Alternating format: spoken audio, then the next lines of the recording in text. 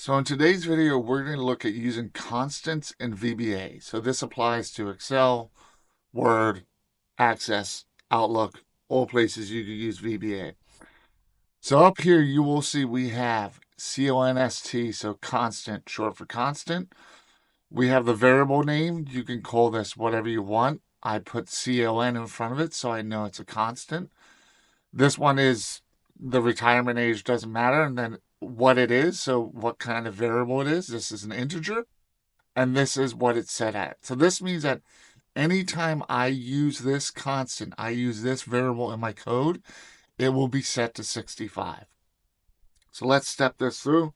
This is just calculating the age to start for somebody for retirement. So their current age is 34.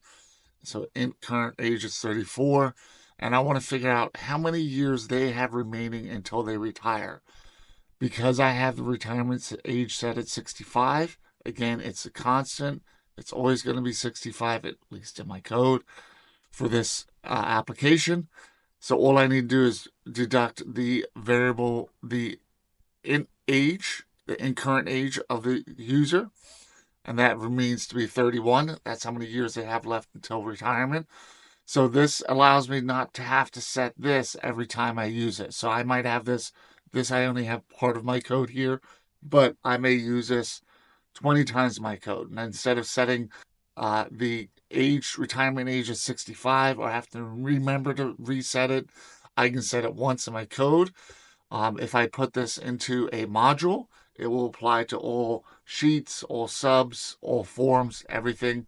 And then I don't need to worry about setting that age. Thank you for watching. Please don't forget to like, subscribe, and comment. Please also share. Please go ahead and check out my other videos on my page. Have a great day.